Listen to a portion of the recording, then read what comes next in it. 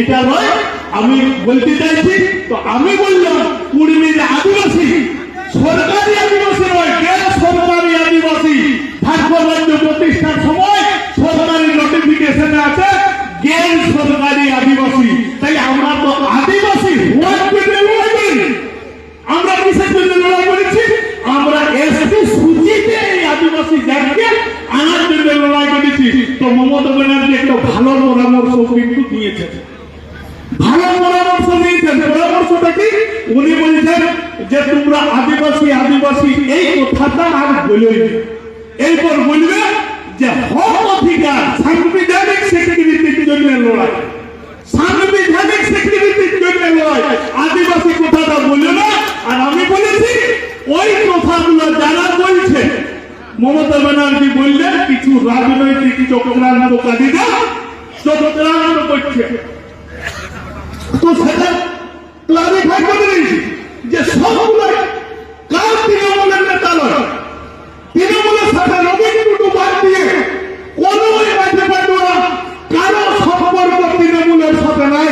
সবাই সিপিএম পার্টির হয়ে ওরা আন্দোলন করছে, সিপিএম এর মাটি ঘুরে গেছে, তার জন্য আন্দোলন করছে। ওরা কেউ তৃণমূলের সাথে কোনো প্রকার সম্পর্ক ওদের নাই। অথচ আমাদের এমএলএ এমপিরা সেটা কিন্তু মমতা ব্যানার্জিকে বুঝাতে পারছে না। এবং ওরা যদি সবাই তৃণমূলকে ভোট না দেয়, সবাই 30 লক্ষ বলছি 30 লক্ষ লোক ওরা যদি ভোট না দেয়, আমরা যদি কুর্মীরা ভোট 42% ঝাড়গ্রামে সব কুর্মী যদি একজনকে আমরা ভোট দিই, তো ওইখানে এমপিকে একাই যদি যাবে কোন প্রতীকের দরকার হবে, কোন প্রতীকের দরকার হবে না। আর সিদ্ধান্ত বাবুর ওইখানের যে গাম্ভীর্যতা দেখল, দাদা আপনি জোর দিয়ে আরো মমতা ব্যানার্জিকে বলুন আমরা বিটির বিহার দিই তাকে দেখে জামাইকে তো শ্বশুরকে দেবে, শ্বশুরের চাকরি রেখে দিই, শ্বশুরের চাকরি রেখে দিই।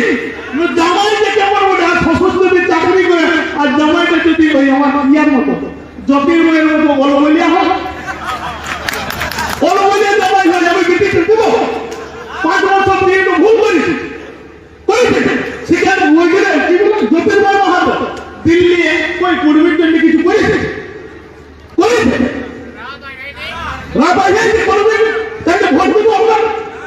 তো আমি বলেছি মমতা ব্যানার্জিকে, দিদি 4টা জঙ্গল মহলে কুর্মীর ভোট দেওয়া নিয়ন্ত্রিত হয় 4টা লোকসভা।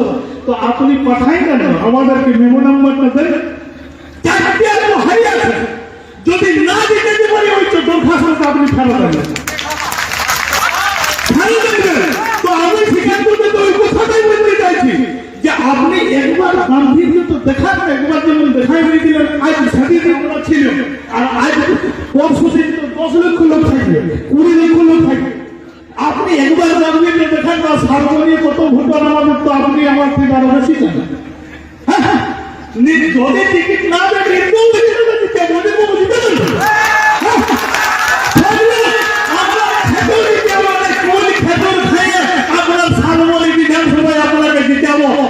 আপনাকে 2005 সালে আমি নেটে কুর্মী আন্দোলনে এসেছি।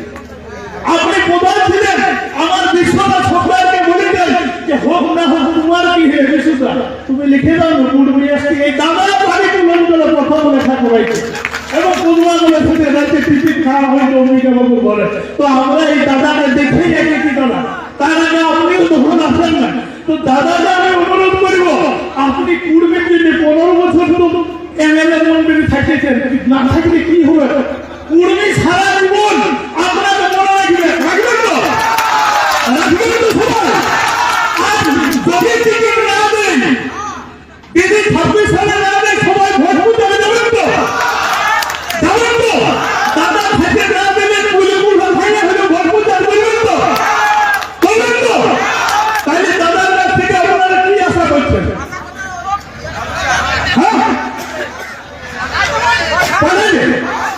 যদি কথায় আমরা তো 10 তারিখে বলেছি, বলবো প্রকাশ্য সবাই, একটু কম লোক আছে, প্রকাশ্য সবাই বলবো যে 4টাই জিতে নিব, বুঝলেন তো?